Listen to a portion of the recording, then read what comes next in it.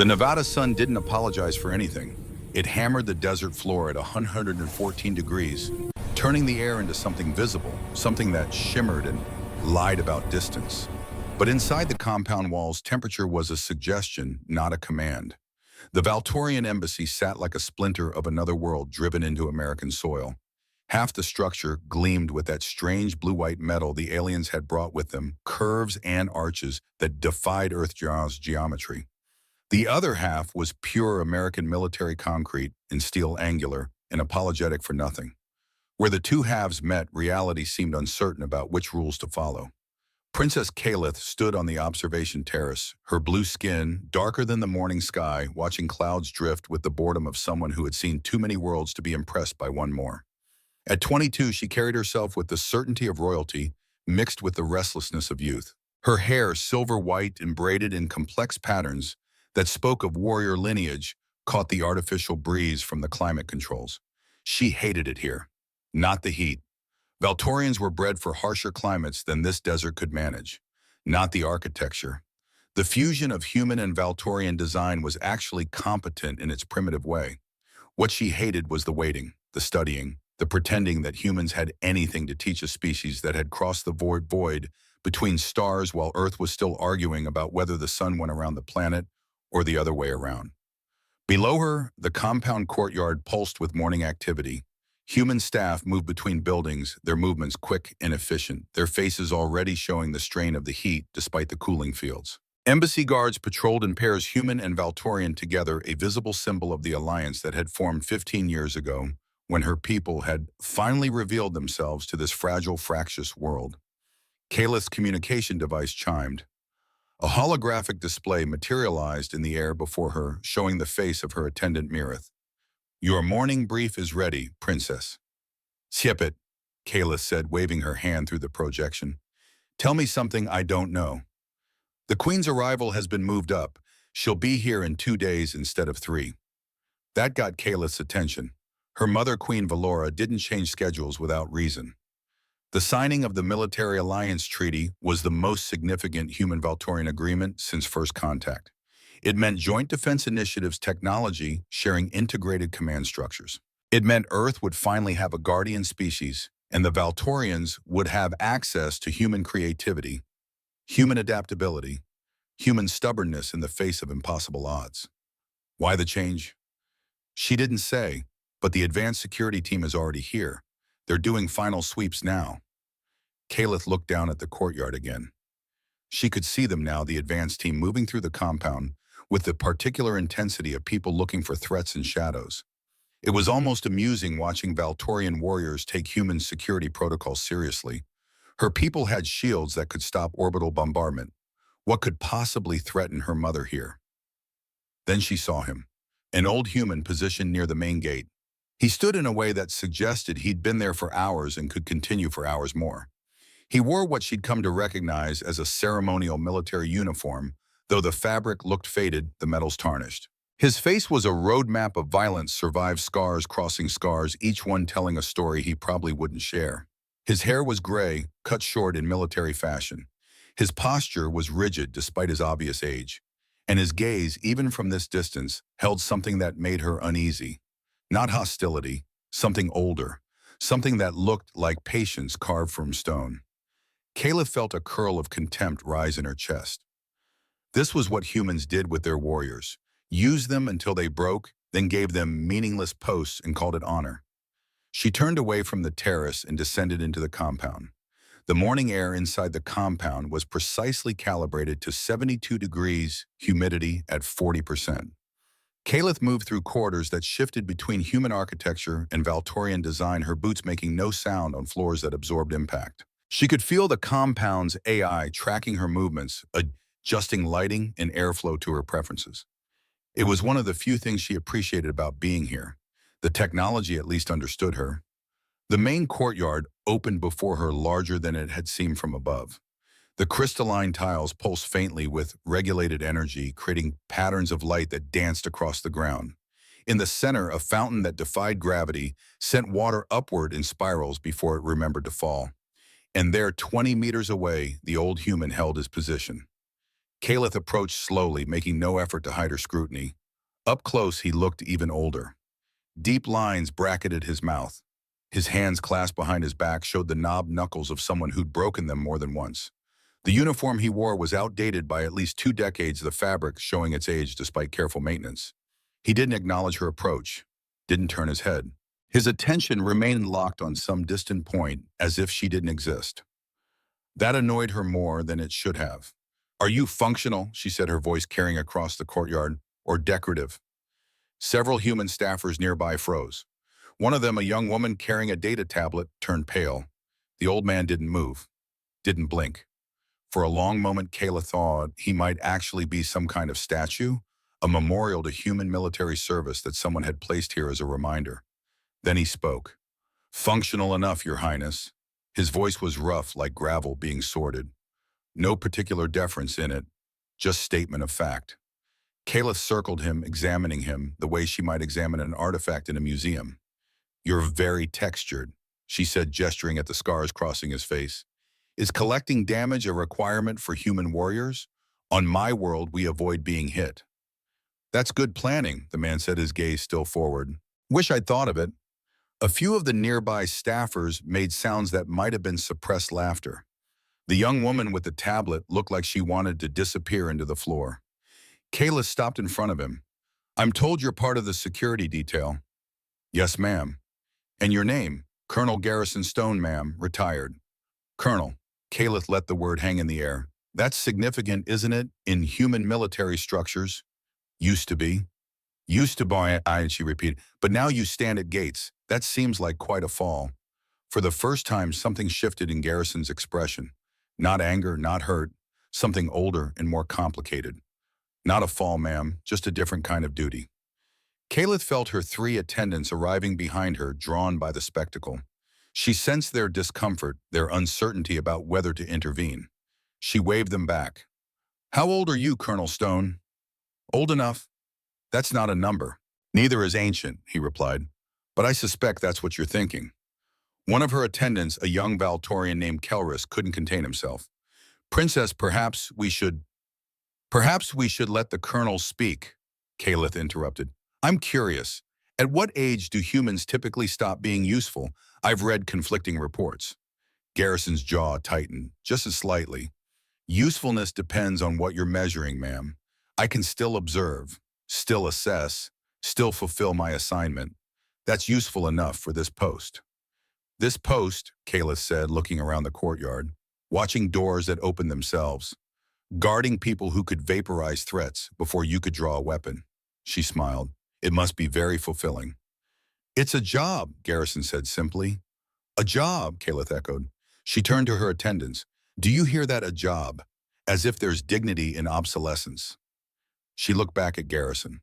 "On Valtor, we honor our warriors by letting them rest. We don't prop them up at gates like scarecrows." The young woman with the tablet made a small sound of protest. Garrison cut a glance at her, quick, decisive. A warning, maybe, or reassurance.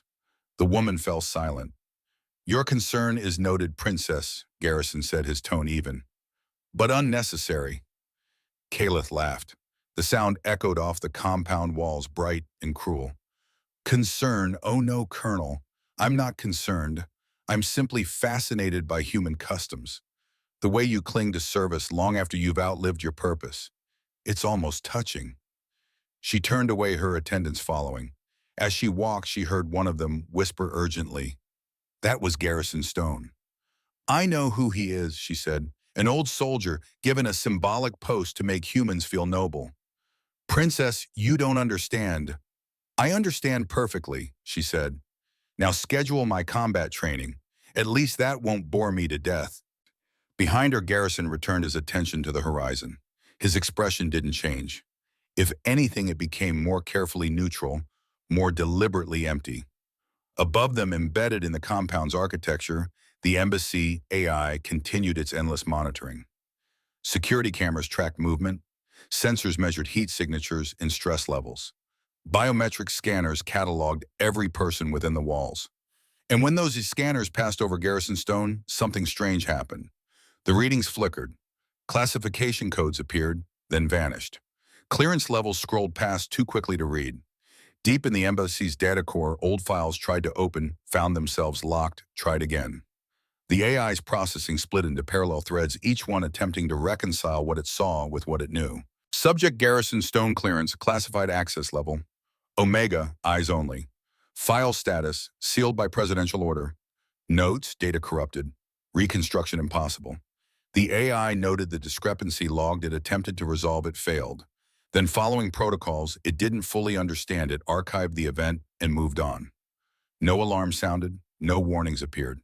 The compound continued its day as if nothing had happened, but in the data core the locked files remained, waiting.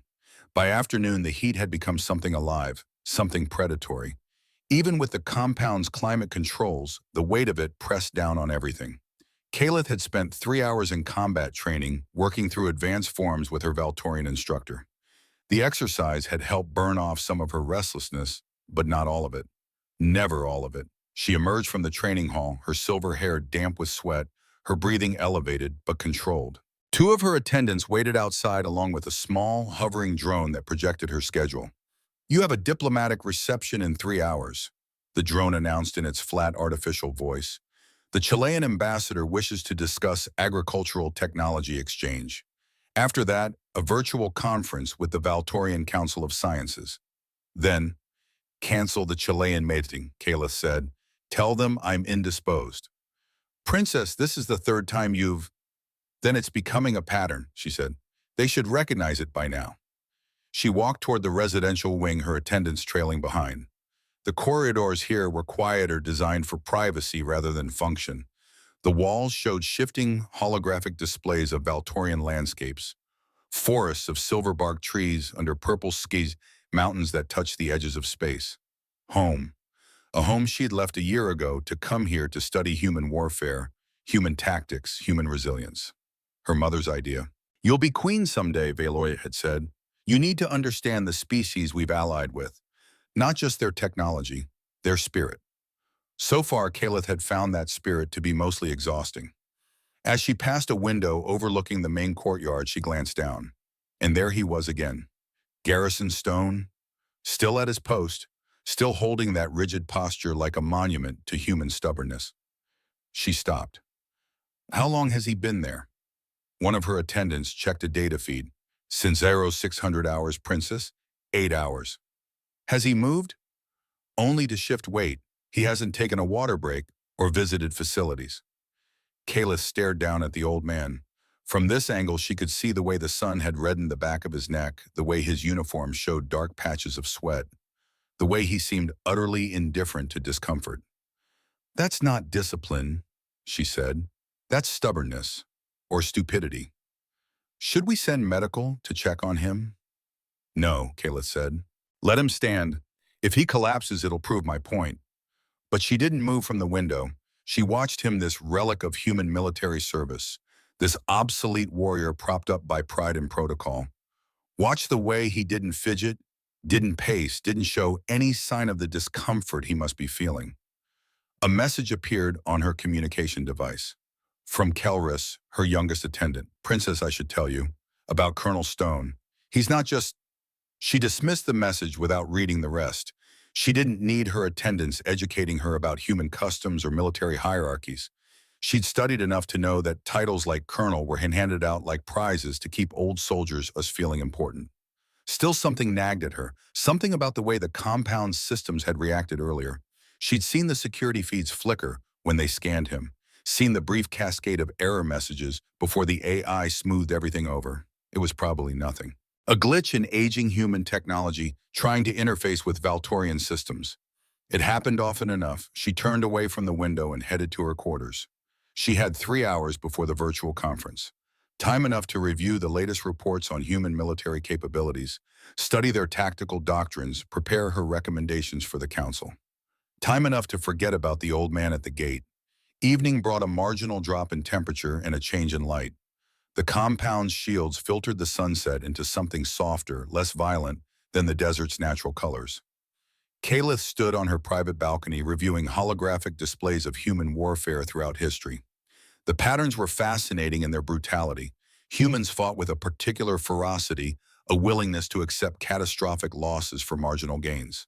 They had no natural weapons, no telepathic coordination, no evolutionary advantages except their stubborn refusal to admit when they were beaten. Her mother had been right about one thing. Understanding humans meant understanding how they dealt with violence. A chime interrupted her review. Mirath's voice came through the comm system. "Princess, there's a situation in the courtyard."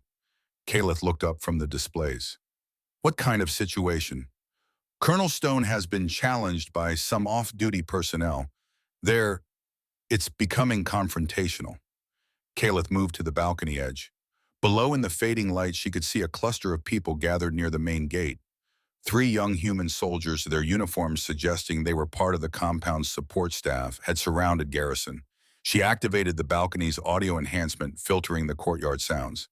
"Just saying, old-timer, maybe it's time to let younger guys take the important posts." One of the soldiers, barely 20, spoke with the confidence of someone who'd never been truly tested. "Queen's arriving in 2 days. You really think they want, well, someone your age representing security?" Garrison's response was too quiet to hear, but his posture hadn't changed. "Come on, man," another soldier said. "We're being respectful here. Just suggesting maybe you could take a post further back. Somewhere less visible. Somewhere you could sit down if you need to." Caliph watched, curious despite herself. She expected the old man to get angry, to pull rank, to do something that would confirm her assessment of human pride and fragility. Instead, Garrison simply said loud enough for her enhanced audio to catch, "I appreciate the concern. I'm good where I am." "You've been out here for 12 hours, the first soldier pressed.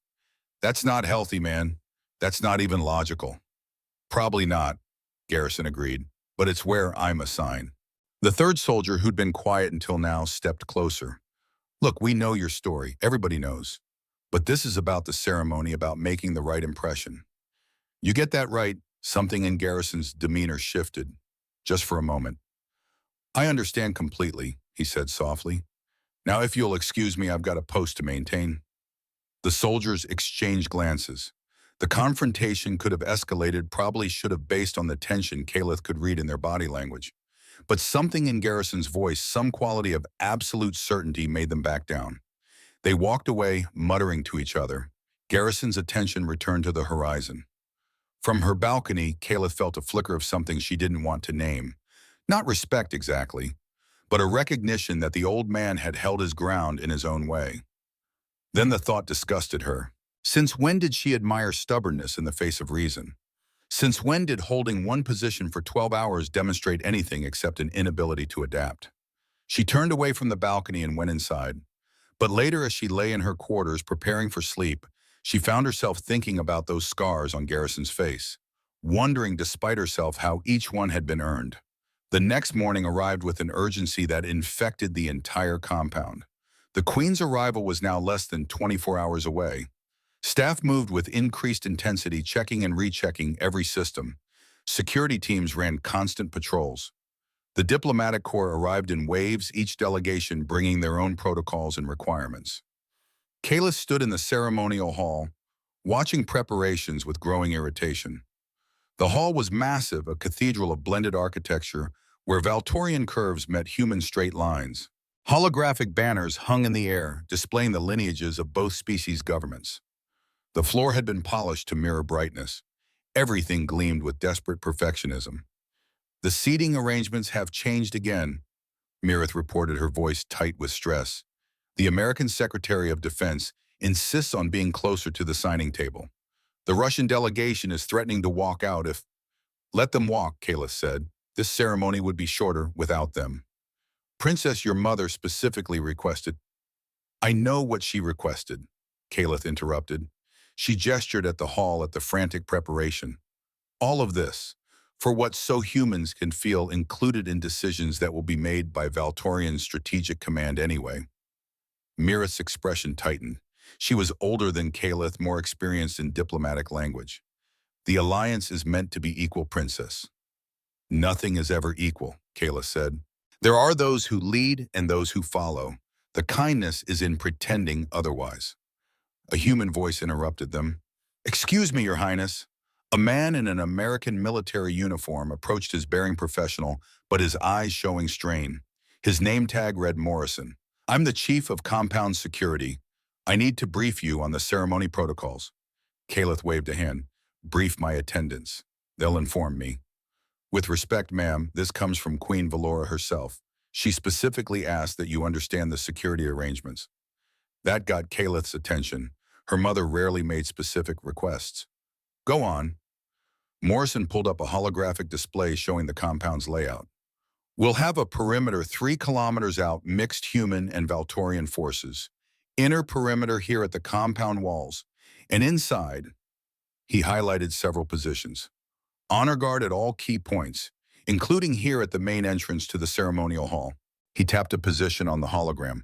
Garrison Stone's post. The old man, Kayla said. You're keeping him for the ceremony. Morrison's expression became carefully neutral.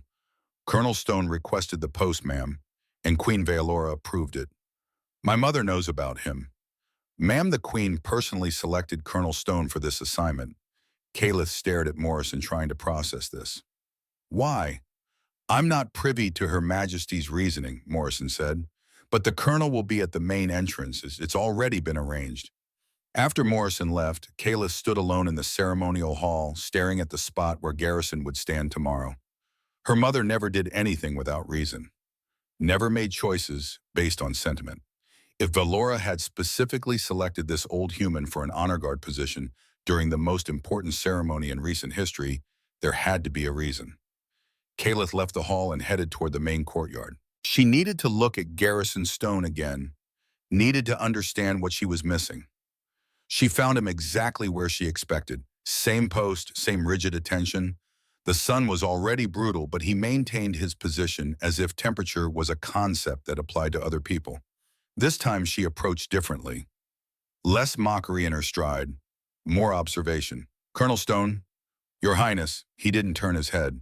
I'm told you requested this post for the ceremony tomorrow. Yes, ma'am. Why? For the first time since she'd met him, Garrison looked directly at her. His eyes were gray, the color of old storms of ash, of things worn smooth by time. And in them she saw something that made her breath catch. Not anger, not even defiance. Recognition, as if he knew her. Not just knew of her, but knew her in some fundamental way that transcended their handful of encounters. Because it's where I belong, ma'am, he said simply. Then his attention returned forward, dismissing her as thoroughly as if she'd never spoken. Kayla stood there for a long moment, unsettled in ways she couldn't name. Behind her, the compound's AI continued its monitoring, its endless cataloging of threats and anomalies. And deep in the data core, those sealed files pulsed like a heartbeat, waiting for someone to ask the right questions. That night, Caliph couldn't sleep. She lay in her quarters staring at the ceiling, where holographic stars slowly rotated, and thought about the old man at the gate. There was a story there. She could feel it, the way you could feel a storm building before the first drops fell. Something about Garrison Stone didn't fit the simple narrative of an old soldier given a symbolic post. Her mother had chosen him specifically. The compound's AI had classification codes attached to his file.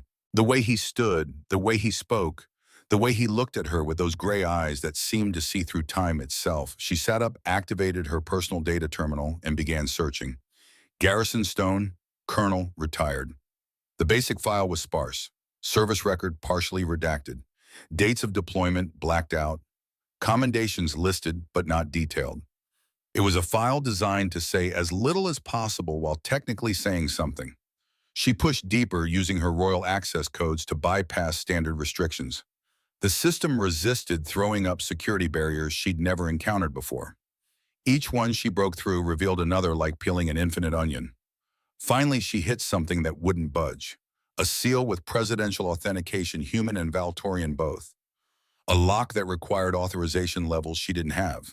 Access denied, file sealed. National security clearance required. Omega authorized personnel only. She stared at the message, feeling something cold move through her chest. What kind of old soldier rated Omega clearance? What could possibly be locked behind presidential seals? She tried a different approach, searching for news reports, historical records, anything that might give her context. But there was nothing. Garrison Stone appeared in the public record as a name on a retirement roster. No battles mentioned, no awards ceremony, no scandals or controversies. He was a ghost, A man who'd somehow earned the highest security classification while leaving no mark on history. Kalith closed the terminal, her mind racing. Tomorrow her mother would arrive. Tomorrow whatever secret connected Queen Valora to this old human would reveal itself. She lay back down, but sleep didn't come. Outside her window, the Nevada stars burned cold and distant. And somewhere below, Garrison Stone held his post guarding doors that didn't need guarding, keeping watch over people who didn't know they needed watching. The night passed slowly, each hour bringing them closer to the moment when everything would change, when the truth 40 years buried would finally surface, when a princess would learn that mockery has a price and that the oldest scars run deepest.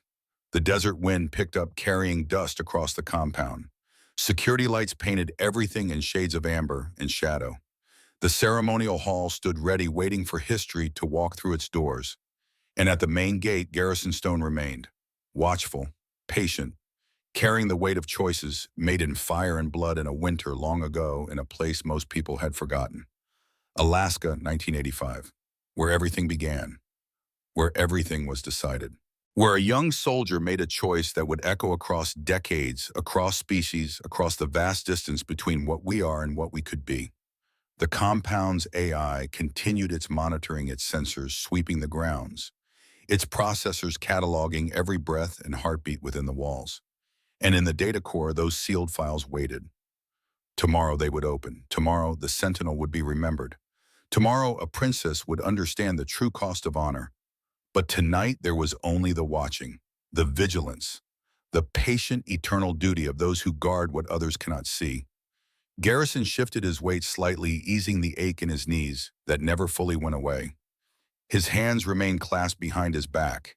His gaze held the distant horizon. Functional enough, he'd said, and he was. The question was functional for what the answer would come with the dawn. Dawn came to the Nevada desert like a judgment. The sky bled from black to deep purple to burning orange, each color a promise of the heat to come. But inside the compound, temperature was irrelevant. History was arriving, and history didn't care about comfort. The compound had transformed overnight. Security teams had tripled. Energy shields hummed at frequencies that made the air taste metallic. Every surface gleamed with desperate polish. The ceremonial hall stood ready, its vast space organized with the precision of a military operation. Because that's what this was. Not just a signing ceremony, an operation. The moment when two species formalized an alliance that would reshape the balance of power across multiple star systems. Princess Kalith stood in her corridors, watching attendants arrange her ceremonial armor. The pieces were ancient, passed down through 17 generations of Valtorian royalty. Blue-silver metal that seemed to glow from within. Each plate etched with the names of those who'd worn it before her. She'd barely slept. Her mind kept circling back to those sealed files, to Garrison Stone holding his post, to her mother's specific request that he be at the main entrance. Princess! Mirith entered, her expression strained. The Queen's ship has entered atmosphere. Arrival in 30 minutes. 30 minutes. Half an hour until whatever truth had been buried for 40 years finally surfaced. Kalith allowed the attendants to finish fitting her armor, each piece clicking into place with ceremonial precision. When they were done, she looked at herself in the mirror. She looked like a warrior queen, like the future monarch her mother was grooming her to become. But inside, she felt like a child who'd laughed at something she didn't understand. The ceremonial hall filled quickly. 500 beings, human and Valtorian, each one representing power in some form. Kalith could feel the weight of their collective importance pressing down on the space like gravity. American military brass stood in crisp uniforms, their chests heavy with medals. Diplomats from 70 nations clustered in designated zones, their translators whispering constantly. Valtorian delegates arranged themselves by rank, their armor creating a gradient from deep blue to silver white. News drones hovered near the ceiling, their lenses capturing everything for a watching world. This was history. This was the moment that would be taught in schools, analyzed in war colleges, debated in legislatures for generations. Kalith took her position near the signing table, flanked by her attendants. From here, she could see the main entrance where Garrison Stone stood. He'd been given a formal uniform for the ceremony, newer than the faded dress blues he usually wore. But it didn't change anything fundamental about him. He still looked weathered, still carried those scars, still held himself with that particular stillness that she'd mistaken for weakness. The crowd quieted. Outside, the Queen's ship was landing. Caliph felt her pulse quicken. Her mother was many things, monarch, warrior, diplomat, but she was not sentimental. Whatever connection existed between Valora and this old human guard, it was built on something real, something significant. The main doors opened. Queen Valora entered like a force of nature wearing armor. She stood taller than most humans, her blue skin marked with bioluminescent patterns that pulsed with her heartbeat. Her armor was black and silver, ancient and beautiful, built for war, but worn for peace. Her golden eyes swept the room with the confidence of someone who'd commanded armies across star systems. Behind her came her personal guard, 6 Valtorian warriors in full battle array. Behind them, human dignitaries who'd accompanied her on the journey from orbit. The room didn't bow. This wasn't that kind of ceremony. But 500 beings stood, straighter, breathed quieter, acknowledged power when it walked among them. Valora moved down the central aisle, her gait unhurried, her focus seemingly on the signing table ahead. Caliph watched her mother approach, watched the way cameras tracked every movement, watched history unfold in real time. Then Valora stopped. Not at the table, not at the designated position. She stopped 20 feet from the entrance, her golden eyes locked on something near the door. On someone. The silence in the hall became absolute. Even the news drones seemed to freeze mid-hover. Caliph's breath caught. Her mother was staring at Garrison Stone. For a long moment, nothing moved. The Queen and the old guards, separated by 20 feet in 40 years, and the weight of secrets, simply looked at each other. Then Valora did something that made 500 beings gasp as one. She placed her right fist over her heart, extended her left hand palm down, fingers spread, bowed her head until her forehead nearly touched her knuckles. The Savtar salute, the highest honor in Valtorian military tradition, reserved for those who'd saved royal blood at cost of their own. Caliph had seen it performed exactly twice in her life, both times for warriors who'd died defending the throne. Never for a living soldier, and never ever for a human. Garrison stood perfectly still. His face showed nothing, no surprise, no pride, no satisfaction, but his right hand clasped behind his back trembled slightly. "Rise, Valora," he said quietly. "You don't need to do that." "Yes," the Queen said, straightening. "I do." She turned to face the assembled crowd, her voice carrying to every corner of the hall. "This man is Colonel Garrison Stone, United States Army Rangers. 40 years ago, he made a choice that saved my life and changed the course of our species' relationship with yours." Whispers erupted like wildfire. Caliph felt her legs go weak. "Many of you know the public story," Valora continued. "That first contact occurred in 2010 when my people revealed ourselves to your world leaders. That we came in peace, seeking partnership." She paused, letting the silence build. "That is partially true. We came seeking partnership in 2010, but it was not our first time on Earth." Caliph's mind raced. This wasn't in any historical record. This wasn't in any diplomatic brief. This was something new, something that had been deliberately hidden.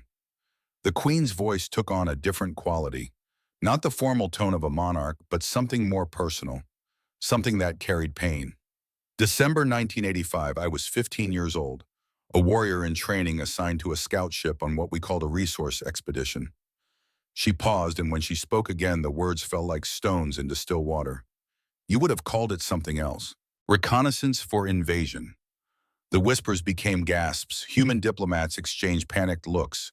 This was not the script. This was not the carefully crafted narrative of peaceful first contact. Morrison, the security chief, stood near the wall, his face pale. He'd known. The realization hit Caliph like a physical blow. Morrison had known, and he'd tried to warn her with that careful briefing yesterday. "Our ship entered your atmosphere near Alaska," Valora explained. "We were mapping military installations, cataloging weapons capabilities, identifying strategic weaknesses. We were preparing the way for conquest." Caliph felt the floor tilt beneath her feet. Her people had been planning to invade Earth. But something went wrong. Valora's voice softened. "A winter storm far more powerful than our sensors predicted. Our ship lost power. We crashed in the Brooks Range in mountains so remote that we thought we'd died and found hell waiting." She looked at Garrison again. "We were wrong. Hell came later. First came the cold.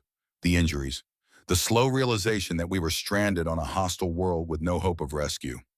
The holographic displays throughout the hall flickered, then displayed something new. Archival footage grainy and old, snow and ice and broken metal. A Valtorian scout ship crumpled against a mountain-faced smoke rising from its shattered hull. 3 of our crew died in the crash, Valora said. 5 of us survived. Barely. We had emergency supplies for 72 hours. We had injuries that would kill us in less time. And we had no way to signal for help.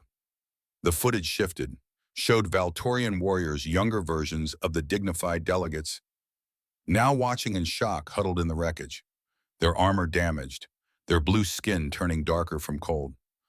On the second day, your military found us. New footage, human soldiers in winter gear approaching the crash site with weapons drawn, their faces showing shock, fear, wonder. Operation Kodiak, Valora continued, a classified military response to an unidentified crash. Your government sent its best. Army Rangers, elite soldiers trained for the impossible. The footage zoomed in on one soldier, young, maybe 25, lean and hard and carrying himself with the confidence of someone who'd never failed at anything important. Garrison Stone, 40 years ago, 40 years younger, with eyes that hadn't yet learned what it meant to lose everything. Kayla stared at the image, trying to reconcile this young warrior with the old man at the door. Lieutenant Stone received his orders, Valora said. Her voice carried across the hall with perfect clarity. Clear orders from the highest levels of your military command. Secure the aliens, transport them to a classified facility, extract information and technology by any means necessary. She paused, and when she spoke again, her voice carried something that sounded like wonder. He refused. The hall erupted, humans and Valtorians, both voices rising in disbelief. Morrison was shouting into his comm device. Diplomats were demanding explanations. The news drones swooped lower, desperate to capture every detail. Valora raised her hand. Silence fell like a blade. Lieutenant Stone looked at us, wounded, dying alien, and saw what his commanders could not. Her voice softened. He saw people. He saw a child because I was 15 and looked even younger. He saw warriors who'd lost their war before it began. The holographic display shifted again, showed Garrison kneeling beside a younger Valora, her armor cracked, her leg twisted at an unnatural angle. Showed him removing his own coat, wrapping it around her shoulders. Showed him speaking, though the footage had no sound. He said, I'm going to help you, but you have to trust me. Caliph watched the footage, watched this young soldier make a choice that would echo across decades. Watched him turn to his platoon, 12 men, all of them staring at him with expressions that mixed loyalty and fear. Lieutenant Stone informed his men that they were going to hide us, Valora explained, that they were going to protect us from their own military, that they were going to help repair our ship so we could escape. She turned to face the crowd fully, and then he told them the court-martial, dishonorable discharge, prison possibly, the end of their careers, the destruction of their futures. The holographic display showed Garrison's platoon, showed the moment of decision on their faces, showed them nodding one by one, choosing their lieutenant's honor over their own survival. For 6 weeks, they hid us in an abandoned mining facility, Valora said, brought us supplies, helped us repair our ship with materials they stole from military depots, risked everything every day to keep us alive. Kayla's eyes burned. She didn't want to feel this, didn't want to acknowledge the growing shame in her chest. Your military wasn't stupid, Valora's voice hardened. They knew something was wrong. They tracked the missing supplies. They interrogated Lieutenant Stone's platoon, and when they finally discovered the truth, the footage changed, showed Garrison in a military courtroom, standing at attention while officers screamed at him, showed the moment they ripped the rank insignia from his uniform, showed him being led away in handcuffs. They destroyed him, Valora said softly. Dishonorable discharge, stripped of rank and pension, blacklisted from civilian employment, marked as a traitor who'd chosen aliens over his own species. She looked at Garrison again, and Kayla saw something in her mother's eyes she'd never seen before. Tears. His platoon had to testify against him, Valora continued. Military prosecutors offered them deals testify against Stone, receive immunity. They had families, children, mortgages, Futures that would evaporate if they protected their lieutenant. The footage showed the courtroom again. One by one, Garrison's men took the stand. Their faces showed anguish, but their words condemned him. He ordered them to take the deals, Valora said. Told them to save themselves. Some sent letters later, apologies he never answered. Most just tried to forget. She paused, gathering herself. All 12 walked free while their lieutenant went to prison. Kaleth felt something breaking inside her chest. The footage continued 6 months in a military prison, then released into a world that had no place for traitors. Garrison moving from city to city, job to go, the scarlet letter of his discharge following him everywhere. I was off-world when they convicted him. Valora's voice cracked. Safe on my ship, returning home. I didn't know what happened to the young human who'd saved my life. Didn't know he'd paid for my freedom with everything he had. She paused, and when she spoke again, the words came slower. It took me 25 years to find him. The holographic display shifted to newer footage. Earth 2010, the year of first contact when Valtorian ships appeared in orbit and offered partnership instead of conquest. When we returned, Valora said, I had power, I had resources, but finding one human among billions proved difficult. Not because our technology failed, we could track individuals across continents if we had their biometrics. She looked directly at Garrison. But Garrison Stone had become a ghost. No fixed address after 1990, no employment records, no database presence. He moved between shelters, used cache-avoided systems that might track him. The footage showed a different world now, a homeless shelter in Detroit. Rows of beds filled with veterans, old men who'd served their country and been discarded. And there in the corner, a figure that made Kaleth's heart stop. Garrison, 15 years ago, older than the soldier in Alaska, but not yet the man at the door. Thin, haunted, hollow-eyed, living in a shelter because he had nowhere else to go. I found him here, Valora said, after 15 years of searching, homeless, alone, suffering from what your doctors call post-traumatic stress, working occasional security jobs for barely enough to survive. She turned to face Garrison directly. I offered him everything. I have wealth, property, a position in the Valtorian diplomatic corps, medical treatment that could erase 40 years of damage. Garrison spoke for the first time since the ceremony began. His voice was quiet, but it carried. I didn't want charity, ma'am. I know, Valora said. You asked for only one thing, the one thing I could barely give. She faced the crowd again. He asked to serve again, to wear a uniform, to hold a post. After everything your military had done to him, after 4 decades of punishment for doing the right thing, he wanted only to be a soldier again. Kaleth felt something break inside her chest. All those times she'd mocked him, called him a relic, questioned his usefulness. And all along holding that post was a man who'd sacrificed everything, asked for nothing, and still wanted only to serve. So I gave him that, Valora said, this compound, this duty, the honor of standing where he belongs, and I made a promise. She looked at Garrison with an expression Kaleth had never seen on her mother's face. Not just respect, something deeper, something that looked like family. I promised that when I came here to sign the most important treaty in our species' history, he would be at the entrance. Because 40 years ago, he was the entrance. The door between war and peace, between conquest and partnership, between what we were and what we became. The hall was absolutely silent. 500 beings and not one of them moved. Valora's voice dropped to something softer, more personal. His wife left him in 1987. Couldn't handle the stigma of being married to a traitor. His career ended at 26. He spent decades homeless, broken, struggling. He lost everything that most people consider important. She paused. But he never lost himself, never regretted his choice, never stopped being the man who looked at dying aliens and saw people worth saving. She turned back to Garrison. That is honor, not the kind you wear on your chest, the kind you carry in your bones, even when it costs you everything. Kaleth couldn't breathe. The armor that had felt strong moments ago now felt like a cage. She looked at Garrison, really looked at him for the first time, and he was looking back at her. Those gray eyes, that face marked with scars, she'd mocked, that posture she'd called obsolete. All of it suddenly recontextualized. This wasn't a relic.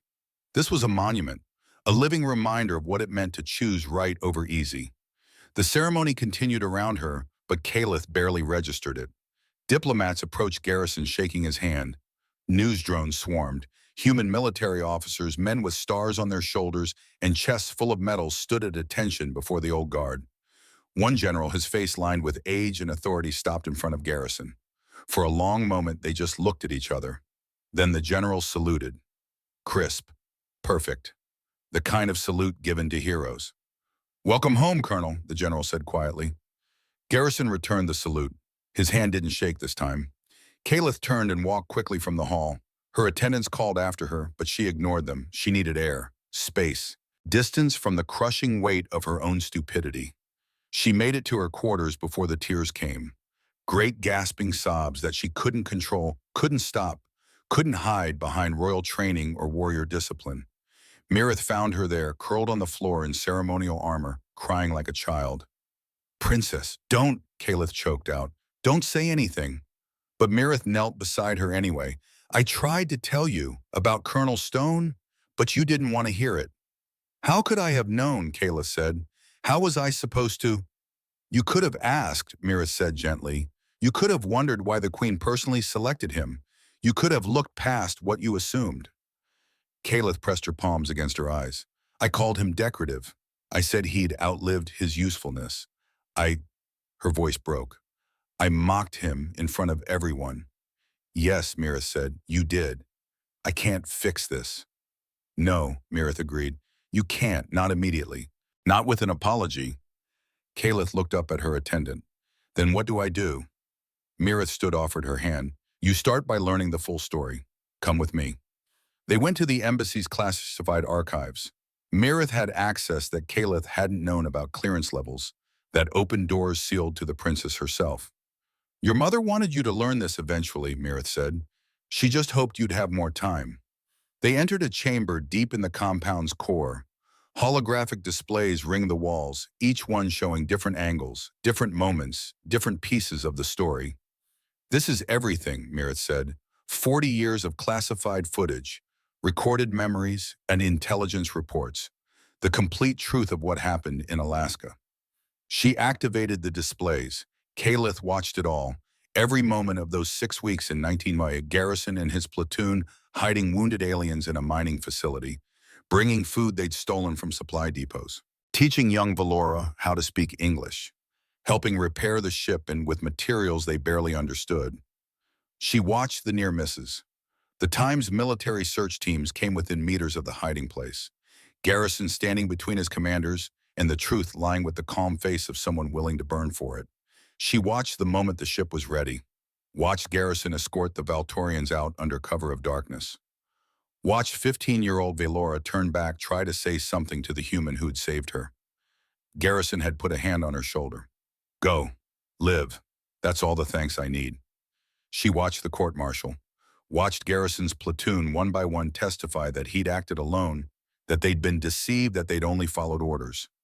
Lies told to save themselves at his insistence. Watched the judge pronounce sentence. Dishonorable discharge. Forfeiture of all rank and privileges. 6 months imprisonment, then release into a world that had no place for traitors. She watched footage from the decades after. Garrison moving from city to city, job to job. Working construction until his back gave out. Security guard positions that fired him when background checks revealed his discharge status. Homeless shelters. VA hospitals.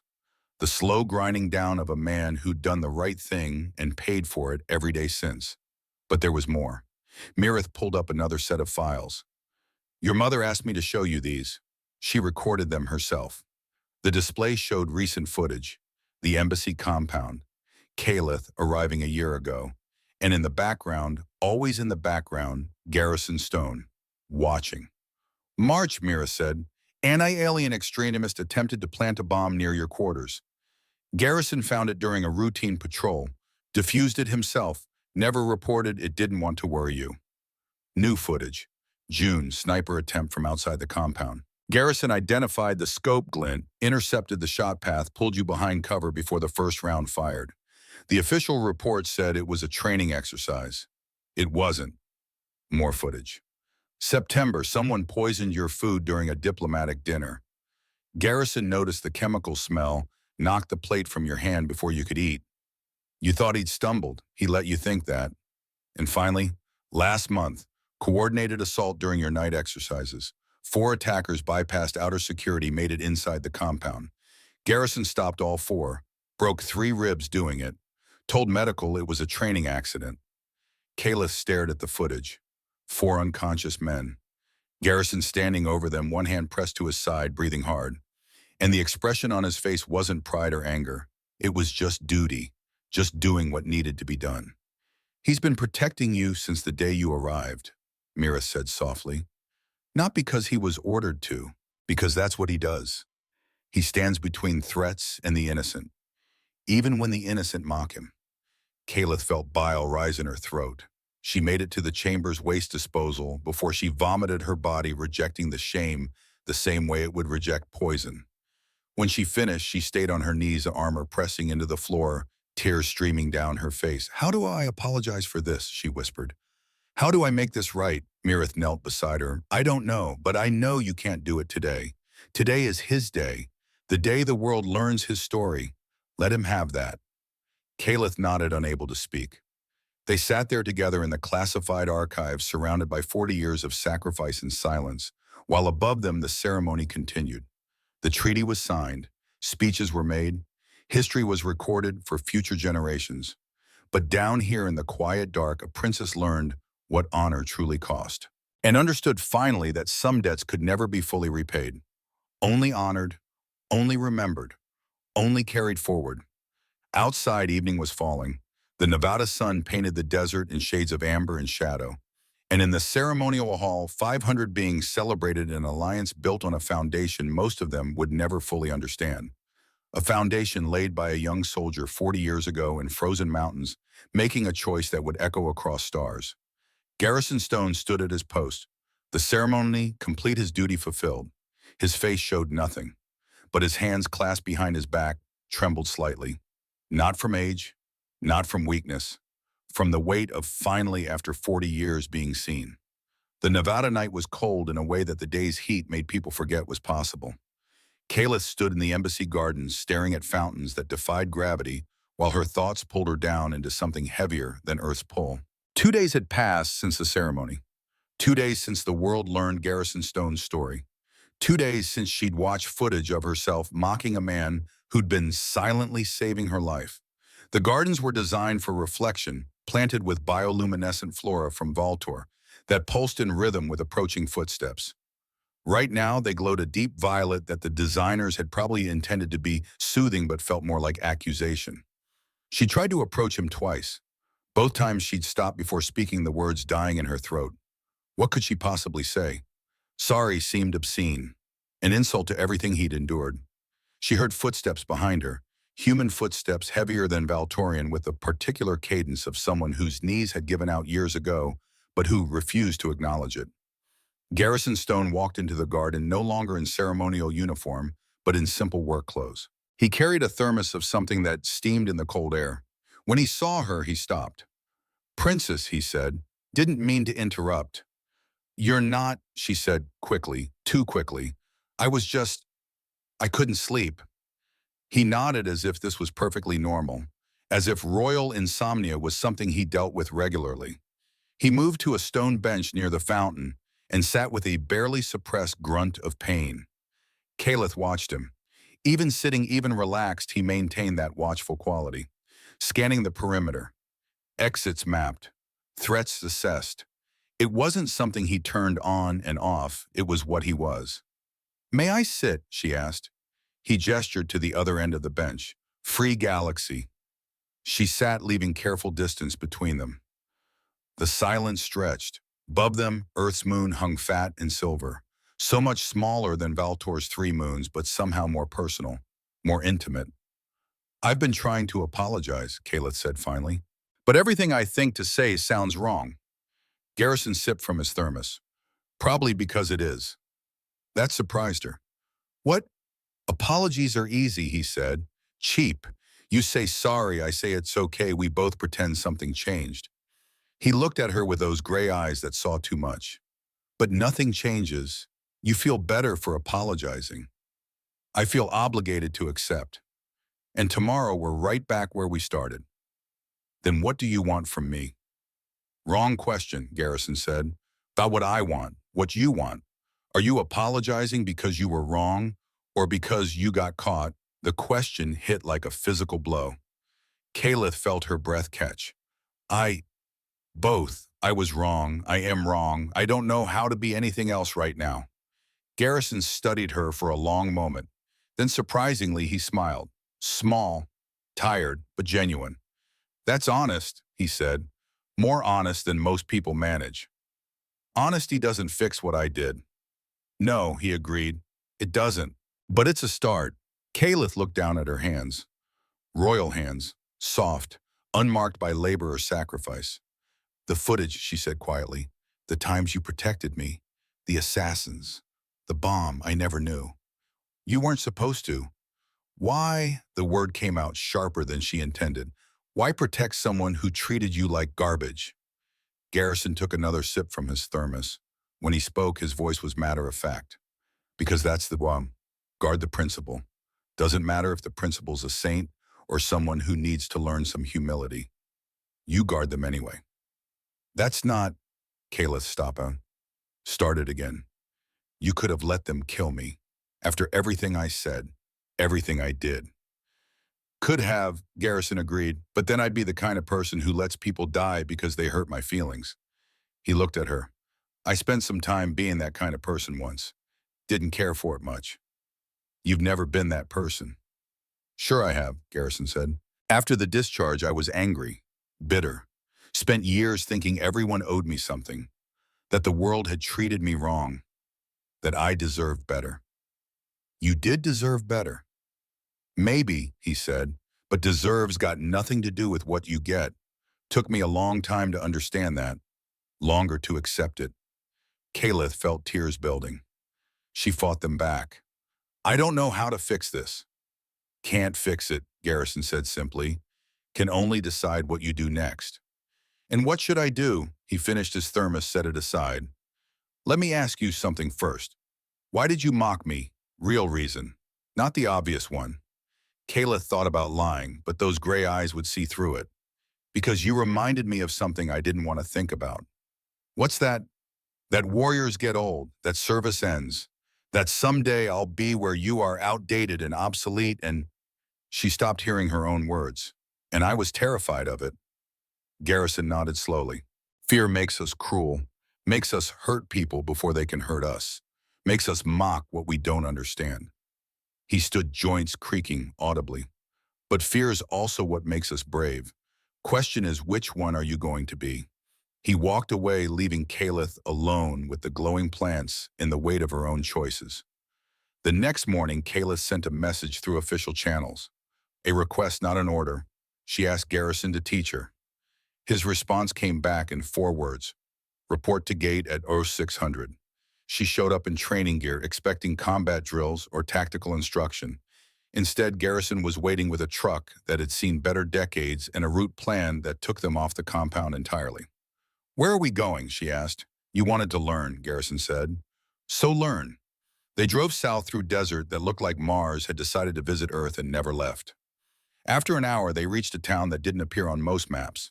Buildings that leaned like old men, streets cracked and weeping, the kind of place that America preferred to forget.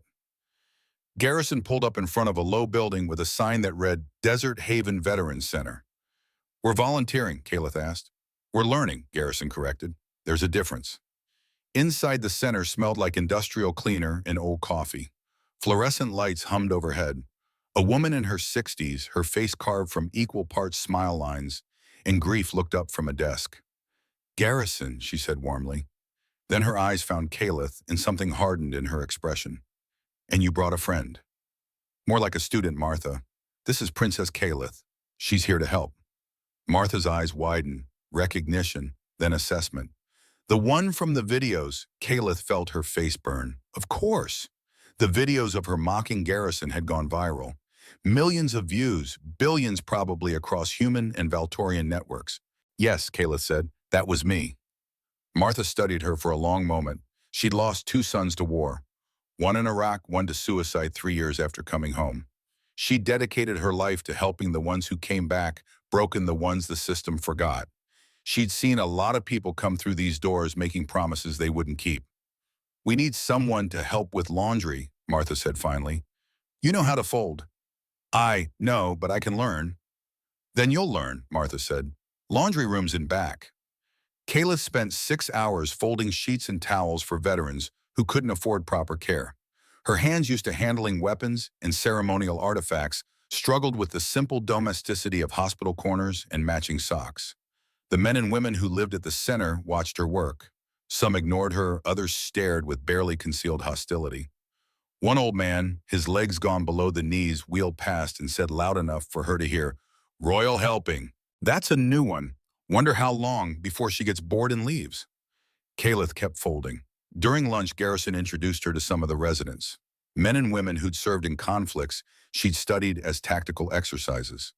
Afghanistan, Iraq, Syria, places where humans killed each other over resources and religion and ancient hatred. A woman named Sarah, maybe 40, with burn scars covering half her face, sat across from Kalith in the common room. She'd been a medic in Fallujah, had pulled 3 soldiers from a burning Humvee and lost her face doing it. Purple Heart, medical discharge, and then 10 years trying to find work with scars that made civilians look away. You're the alien princess, Sarah said. Yes. Garrison saved your life multiple times. Yes, Sarah leaned forward. And you called him decorative. Kalith met her eyes. I did. I was wrong. I'm here to learn how wrong. Learning's easy, Sarah said. Living with what you learn, that's the hard part. Over the following days, Kalith learned. She learned that Sarah had pulled 3 soldiers from that burning vehicle and lost her face doing it. She learned that the old man with no legs, Marcus, had stepped on an IED while clearing a path for civilian evacuations in Kandahar. He'd been offered desk work after recovery, but couldn't handle being stateside while his unit was still deployed. So he'd gone back, stepped on another IED 6 months later. She learned that Martha ran the center on donations and sheer stubbornness keeping it open when government funding dried up, when private donors moved on to more glamorous causes. And she learned that Garrison came here twice a week, had been coming for 15 years, brought supplies with money he barely had, sat with men and women who couldn't sleep, who screamed in the night, who woke up thinking they were still in combat zones. Why, she asked him one evening as they drove back to the compound. Because I was them, Garrison said simply. After the discharge, after the homeless years, I was the guy screaming in the night. Someone helped me, so I helped them. Who helped you? Your mother, Garrison said, when she found me in 2010. She didn't just offer me a auto, she made sure I got treatment. Real treatment, therapy, medical care. She saved my life just as surely as I saved hers.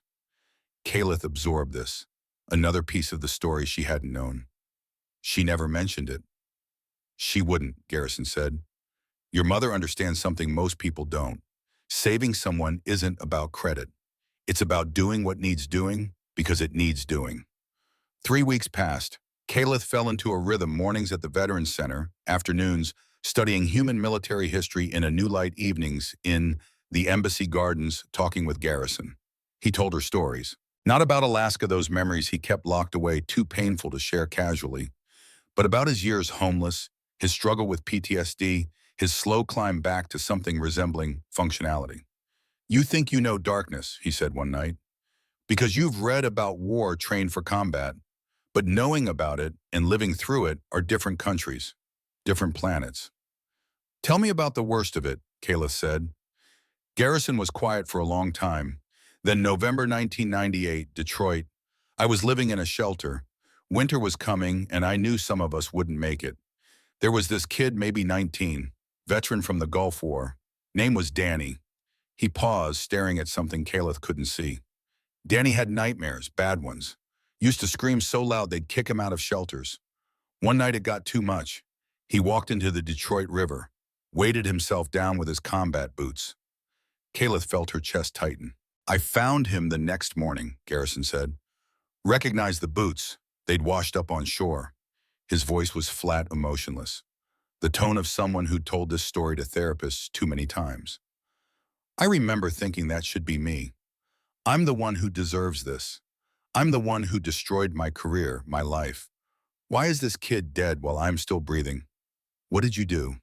Sat there for 3 hours, staring at those boots, thinking about how easy it would be to just walk in after him. He looked at Caleth. You want to know what stopped me? What a stubbornness. Same thing that keeps me at that gate in the heat. Same thing that made me refuse to regret Alaska. I'm too stubborn to quit. Too stupid to know when I'm beaten. Caleth reached out, almost touched. His hand stopped herself. That's not stupidity. That's strength. Sometimes they're the same thing, Garrison said. In the fourth week, Caleth noticed something wrong. Garrison moved slower. Took longer to stand. There were moments when his face would go pale when he gripped the edge of something until his knuckles whitened. She asked Martha about it during one of their shifts at the center. Martha's expression closed off. Not my story to tell. He's dying, isn't he? Martha didn't answer, which was answer enough. That night, Caleth confronted him in the gardens. How long have you known? Garrison didn't pretend to misunderstand. About 6 months. What is it? Radiation exposure from the ship in Alaska. That Valtorian tech leaked isotopes our bodies weren't designed for. Took 40 years to catch up with me, but it's here now. Caleth felt the ground drop away. The Queen's medical technology could cure you. Our cellular regeneration? I know, Garrison interrupted. Valora offered. I declined. Why? The word came out as almost a scream. Garrison stood, walked to the fountain. When he spoke, his back was to her. Because I'm 65 years old. I've lived longer than I had any right to expect. And there are younger people who need that technology more than I do. That's insane. Maybe, he agreed, but it's my choice. Caleth crossed to him, grabbed his arm, spun him around. You don't get to make that choice. You don't get to just give up. I'm not giving up, Garrison said gently. I'm letting go. There's a difference. I need more time, Caleth said, and hated how her voice cracked. I need time to what? To feel better about how you treated me. Garrison's voice was kind but firm. Princess, that's not my job. I can't give you absolution. You have to live with what you did, same as I live with Alaska, same as every soldier lives with every choice they made in combat. Then teach me how, Caleth said desperately. Teach me how to live with it. Garrison looked at her for a long moment. Then you already are. Every day you show up at the center. Every sheet you fold. Every veteran you talk to. That's how you live with it. Not by forgetting, by doing better. The attack came on a Wednesday. Caleth was in her quarters reviewing reports when the alarm started. Not the standard drills. The real thing. Compound breach. Multiple hostiles. Active shooter situation.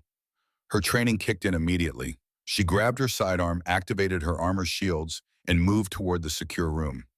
Standard protocol for royal family during security incidents. But halfway there, she stopped. The security feeds showed the courtyard. A coordinated assault. 6 attackers in tactical gear carrying weapons designed to penetrate Valtorian shields. They'd breached the perimeter during a shift change, not random timing, but deliberate. Later, investigators would discover that a corrupted security officer had sold shift schedules and shield frequencies to anti-alien extremists 3 months prior. The weapons they carried, EMP devices calibrated to Valtorian energy signatures, had been stolen from a classified military research facility. It was a professional operation, well-funded, well-planned, and standing between them and the main building alone was Garrison Stone. He'd been at his post when they came over the wall, should have retreated to secondary positions, should have called for backup and fallen back. Instead, he'd drawn his sidearm and opened fire. Caleth watched in horror as he moved, not like a 65-year-old man dying from radiation poisoning, like the soldier he'd been 40 years ago. Fast, precise, dropping behind cover, engaging targets, buying time for the compound's defenses to activate. One attacker went down, then another, but there were too many, and Garrison was alone. Caleth ran. She heard Mirith screaming through the comm system. Princess No return to secure location. She ignored it. Ignored everything except the certainty that she could not let this man die protecting her. Not again. Not when she could do something about it. She hit the courtyard at full sprint, shields flaring to life around her. One attacker turned, raised a weapon. She didn't slow down, didn't think, just lowered her shoulder and slammed into him with the full force of Valtorian strength and momentum. The impact sent him flying into a wall hard enough to crack the concrete. Garrison shouted something she didn't hear. She was already moving toward the next attacker, her sidearm tracking, firing, the muscle memory of 1,000 training sessions taking over. Two attackers left. They'd taken cover behind a fountain, suppressing Garrison's position with sustained fire. Caliph circled wide, using their focus on him to flank them. The first one she took with a shot to the knee that dropped him screaming. The second turn got off a burst that ricocheted off her shields, sparks flying. She closed the distance, 5 meters, 3-1 disarmed him with a move her combat instructor would have been proud of, and put him face down on the ground with her knee in his spine. Silence fell, broken only by alarms and the sound of her own breathing. Garrison emerged from cover, moving carefully, his weapon still up. When he saw her standing over the unconscious attackers, his expression went through several emotions too quickly to track. Relief, pride, something that might have been approval. Then he collapsed. Caliph reached him before he hit the ground, catching him with strength that surprised them both. "Garrison, stay with me." "I'm fine," he said. But there was blood on his side. A graze maybe, but at his age, with his condition, any wound was serious. Security teams swarmed the courtyard. Medical personnel arrived. Someone tried to take Garrison from Caliph's arms. "No," she said. The word came out as a command that made the medic step back. "I carry him." She lifted him easily, Valtorian's strength making his weight negligible. He tried to protest. "Princess, this isn't—" "Shut up," she said. "For once in your stubborn life, just shut up and let someone take care of you." Garrison shut up. The medical bay hummed with technology, human and Valtorian both. Garrison lay on a diagnostic bed while scanners mapped his injuries. The graze was superficial, but the internal readings were concerning. His organs were degrading faster than the doctors had predicted. Kayla stood beside the bed, still in combat gear, still wired with adrenaline. Queen Valora entered, her expression unreadable. "Caliph, you directly violated security protocols."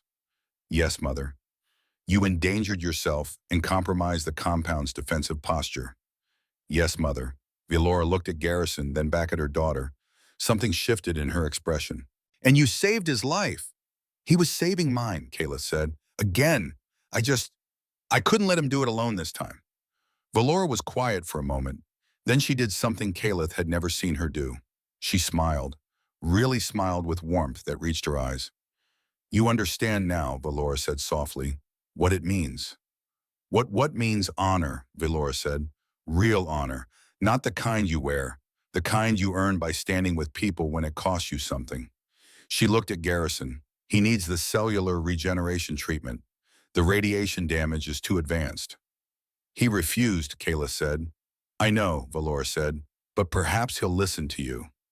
3 days later, after the compound returned to some semblance of normal, Caliph found Garrison in the gardens. He was sitting on their bench, looking older than he had before the attack. She sat beside him. "You're dying faster than you told me." "Looks that way." "The doctor said you have maybe 6 months, 3 if you're unlucky." "Sounds about right." Caliph turned to face him. "Take the treatment." "No, Garrison." "I said no," he repeated. His voice was gentle but final. "I've lived my life, made my choices.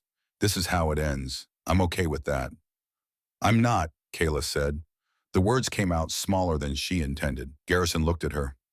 "Why, because I need more time to learn from you, to be better." "You're already better," Garrison said. "You proved that in the courtyard. When it mattered, you didn't think about protocol or safety. You thought about someone else. That's the lesson. You already learned it." Caliph felt tears building. "Please, I'm asking you, not for me. For everyone else you could still help. All those veterans who need you. Martha, Sarah, Marcus, they need you." Garrison was quiet for a long time. Then, If I take the treatment, it's partial. Extends my life, doesn't cure me. Maybe 3 to 5 years. No more. Why partial? Because full regeneration uses resources that could save three, maybe four other people. Veterans with families, young people with futures. He looked at her. I'm not worth more than them. You're worth everything, Kaleth said fiercely. To you, maybe. Right now. But I'm still one old man. He sighed. But 5 more years. I could do some good with the time. Then take it, Kaleth said. Please. Garrison nodded slowly. On one condition. Anything. You take over my work at the center with the veterans. Someone needs to do it when I'm gone, and Martha's not getting younger either. Kaleth didn't hesitate. Yes, I'll do it. And you do it right, Garrison pressed. No cameras, no publicity, no royal helps the unfortunate nonsense. You do it because it needs doing, because there are people who served and got forgotten. I promise. Garrison extended his hand. They shook on it, his grip still firm despite everything. Then I'll take the treatment, he said, 2 years later. The Nevada desert looked the same as it always had, eternal, indifferent, beautiful in its cruelty. But the compound had changed, expanded. The Veterans Center was now part of the embassy complex funded jointly by human and Valtorian governments. 200 beds, full medical facilities, programs for PTSD, job training, family support. Princess Kaleth now. Princess Kaleth, heir apparent to the Valtorian throne, walked through the center's corridors. She wore simple clothes, no armor, no ceremony, just someone who showed up 4 days a week to help. Sarah was waiting in the common room, her burn scars lighter now, thanks to Valtorian medical technology offered freely to all veterans. Princess, we've got 3 new arrivals, combat vets from the Syrian conflict. They're pretty raw. I'll talk to them, Kaleth said. Where's Garrison? Garden. Where else? Kaleth had found him there, sitting on their bench. He looked older. The treatment had bought time, not youth, but his eyes were clear, alert, at peace in a way they hadn't been 2 years ago. How are the new ones? He asked. Scared, angry, broken. She sat beside him. Like I was. Garrison smiled. You were never broken, just bent a little. There's a difference. I learned that from you. They sat in comfortable silence. Above them, a Valtorian transport was landing. More supplies, more resources. The alliance Valora and Garrison had built 40 years ago, now flourishing. I got news today, Kaleth said. Mother's abdicating. Next year. She says it's time. And you'll be queen. Yes. Kaleth looked at him. I'm terrified. Good attack, Davidson. Fear keeps you honest, keeps you from getting arrogant. Will you be there at the coronation? If I'm still around, Garrison said. This treatment's not forever, you know. I know, Kaleth said quietly. But you'll be there. You're too stubborn to miss it. Garrison laughed. The sound was rough like everything about him, but genuine. Fair point. A message chimed on Kaleth's device. She checked it, smiled. Marcus got that job. Construction foreman. He starts Monday. Good for him, Garrison said. Told him he'd make it. You told me I'd make it too, Kaleth said. When I first started coming here. When I didn't think I could face these people after what I'd done. And you did make it. Because you showed me how. Garrison shook his head. No, I just held the post while you figured it out yourself. That's all teaching ever is. Holding your ground while someone learns. Kaleth leaned her head against his shoulder, a gesture that would have been unthinkable 2 years ago. Now it felt natural. Right. Thank you, she said, for everything, for saving my life, multiple times, for teaching me what honor actually means, for not giving up on me when you had every reason to. Thanks for not letting me give up either, Garrison said. These last 2 years, they've been good. Better than I had any right to expect. They watched the sun set over the desert, painting the sky in colors that looked like fire and hope mixed together. When I'm queen, Kaleth said, I'm establishing something, a new order, for soldiers who choose compassion over orders, who stand for what's right even when it costs them everything. Sounds worthwhile, Garrison said. What are you going to call it? Kaleth smiled. The Order of the Stone. After you. Garrison was quiet. Then, I'd be honored, but don't make me the first member. Give it to someone who's still odd time to live up to it. You'll be the first, Kayla said firmly, because you already lived up to it. 40 years ago in Alaska, and every day since. The stars came out, Earth's stars in the distant light of Valtor, both visible in the darkening sky. Two worlds once on the path to war, now bound by alliance, by friendship, by the choices one young soldier made in frozen mountains and one young princess made in a desert garden. I used to think power was about being strong, Kayla said, about never showing weakness, never needing anyone. And now I think it's about knowing when to ask for help, when to admit you're wrong, when to stand beside someone instead of above them. Garrison nodded. Took me 40 years to learn that. You figured it out in 2. You're going to be a good queen. I'll try, Kayla said. That's all anyone can do, right? Just keep trying, keep showing up, keep standing where we're needed. Exactly that, Garrison agreed. They sat together as night fell completely, the garden's bioluminescent plants pulsing like slow heartbeats. Behind them, the Veterans Center hummed with life. People healing, people learning to live with their scars, people finding purpose after losing everything. And in the center of it all, an old soldier and a young queen. Both of them bent but not broken, both of them learning that redemption isn't something you find. It's something you build. One day at a time, one choice at a time, one act of compassion at a time. 3 years later, the coronation. The Valtorian throne room aboard the royal flagship made the Nevada embassy look like a shed. Crystalline walls that seemed to breathe with light. Holographic representations of 17 planetary systems under Valtorian protection. And in the center, the throne of ages carved from a single piece of star core material that hummed with barely contained energy. But Kalith barely saw any of it. Her attention was on the figure standing in the front row of observers. Garrison Stone, now 68 years old, wearing formal Valtorian ceremonial robes that looked profoundly uncomfortable on his human frame. But he'd insisted. You asked me to be here, he'd said. I'll be here properly. The ceremony proceeded with ancient ritual. Valora formally abdicated, passing the crown to her daughter, with words that had been spoken for 1,000 generations. But when it came time for Kalith to speak the new queen's first address, she set aside the prepared speech. My mother taught me to rule, she said, her voice carrying through the vast space. But a human soldier taught me to lead. She looked directly at Garrison. Colonel Garrison Stone made a choice 40 years ago that changed the course of 2 civilizations. He chose compassion over orders, honor over career, the lives of strangers over his own future. And he never regretted it, even when it cost him everything. She gestured, and holographic displays showed Garrison's story. Alaska, the rescue, the court-martial, the decades of struggle, the quiet heroism of a man who kept serving even when no one was watching.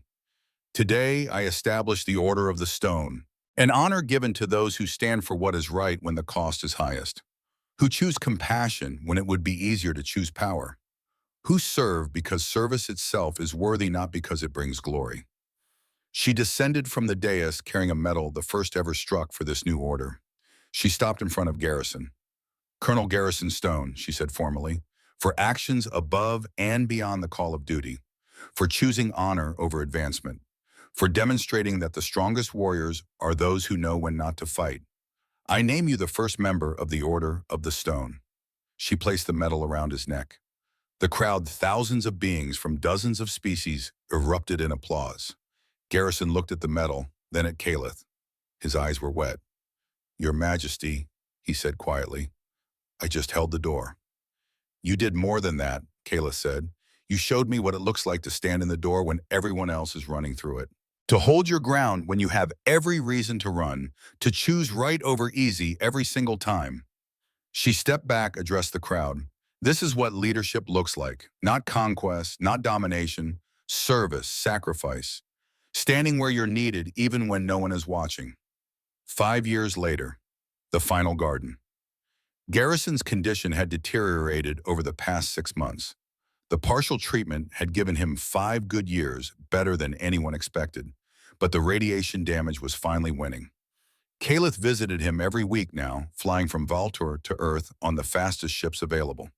Today she found him in the Nevada garden, their garden sitting on their bench. He looked frail in a way that broke her heart, but his eyes were still clear. "Your Majesty," he said, starting to rise. "Don't," she said, sitting beside him. "We're past that. You're the Queen of Valter. Protocol." "Protocol can wait," she said. "How are you, dying, huh?" he said matter-of-factly, but slowly. "So I'll take it." They sat in silence for a while. The garden had been expanded, memorial stones added for veterans who'd passed through the center. Garrison had requested that when he died, he'd be cremated and his ashes scattered here. No military funeral, no ceremony, just the garden. "The Order of the Stone has 147 members now," Kayla said. "Humans, Valtorians, even 3 Kronar peacekeepers who refused orders to shell a civilian center." "Good people," Garrison said. "People like you." "No one's like anyone else," he said. "We just do what we can with what we have." Caleb took his hand. It was thin now, the skin like paper. "I'm not ready for you to go." "No one ever is," Garrison said. "But that's okay. The work continues. The center's running better than ever. You've got good people there. Martha's trained her replacement. The veterans are getting help. Because of you." "Because someone gave a damn," he corrected. "Could have been anyone. Just happened to be me." "It wasn't just anyone," Kayla said. "It was you. And you taught me that giving a damn is the most important thing we can do." Garrison smiled. "Then I did okay." They watched the sun set one more time. The Nevada desert painting itself in impossible colors. The garden's bioluminescent plants beginning their evening glow. "When you're gone," Kayla said, "who will remind me how to be human, how to stay grounded?" "You'll remind yourself," Garrison said. "That's what I taught you. Not to need me, to be the person who holds the door for others. To remember that crowns and titles don't make you worthy. Service does. Compassion does. Doing what's right when no one's watching, that's what makes you worthy." Kayla felt tears streaming down her face. "I'm going to miss you." "Miss me by doing the work," Garrison said. "By helping people who need it. By choosing right over easy. That's how you honor what we built." The stars came out. Garrison's breathing was labored now, each breath an effort. "Tell me about Alaska," Kayla said. "One more time. Tell me about the choice." Garrison's eyes grew distant. "It was cold. Colder than anything you can imagine. And I looked at these beings who'd come to invade us, who'd crashed and were dying. And I saw a kid, Valora, 15 years old, terrified, hurt." He paused. "And I thought I can follow orders and watch her die. Or I can do the right thing and lose everything. And it wasn't even a hard choice, because I looked in her eyes and saw someone's daughter, someone worth saving. Orders didn't matter. Career didn't matter. Only that kid mattered." "You saved more than her," Kayla said. "You saved us all." "I held the door," Garrison said again. His voice was fading. "Anyone could have done it." "But you did," Kayla said. "You did, and that made all the difference." Garrison's eyes closed. His breathing steadied. For a moment, Kayla thought he'd fallen asleep. Then he spoke one more time, so quiet she almost missed it. "Thank you," he said, "for giving an old soldier one more mission, one more purpose. These last years, best of my life." And then peacefully, in a garden full of light and memory, Garrison Stone let go 6 months later. Queen Caleth stood at the dedication ceremony for the Garrison Stone Memorial Center. The Nevada facility had been expanded again, now serving 1,000 veterans with comprehensive care, medical, psychological, vocational. His ashes were scattered in the garden beneath a simple stone that read, "Colonel Garrison Stone, 1960 to 2028. He held the door. Caleth addressed the crowd, veterans, dignitaries, journalists, families. "Garrison Stone taught me that heroism isn't loud. It's not glorious. It's quiet. It's showing up every day. It's doing what's right when no one is watching. It's standing in the door when everyone else runs through it." She looked at the memorial stone. "He saved my mother's life 40 years ago. He saved my life multiple times. But more than that, he saved my soul. He taught me what it means to serve, what it means to lead, what it means to be worthy of the power you're given."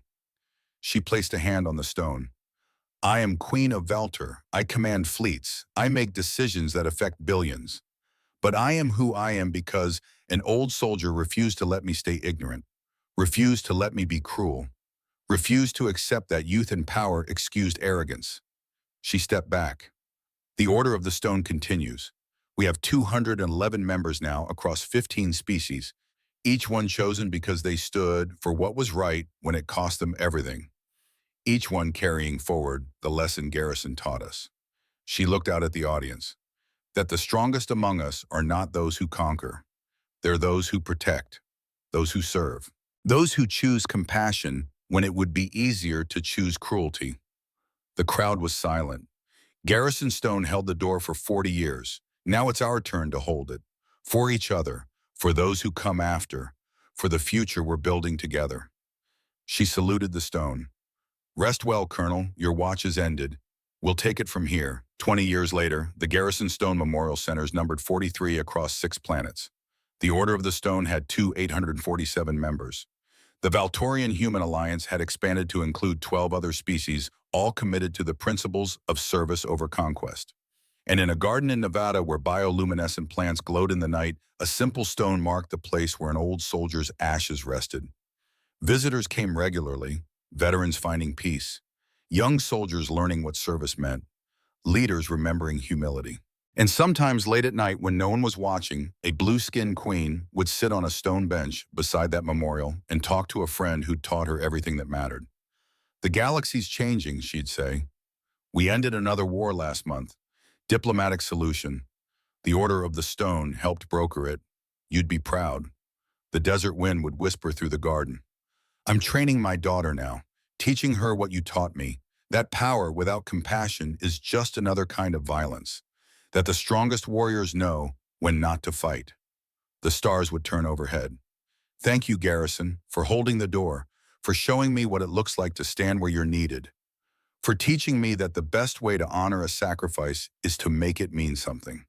And in the silence of the desert night, surrounded by light and memory, in the quiet persistence of growing things, a promise echoed, we'll keep holding the door, for as long as it takes, for everyone who needs it. Just like you taught us, just like you showed us. One day at a time, one choice at a time, one act of compassion at a time. The work continues, the watch goes on, the door remains open, because an old soldier once chose right over easy and taught a princess how to be a queen.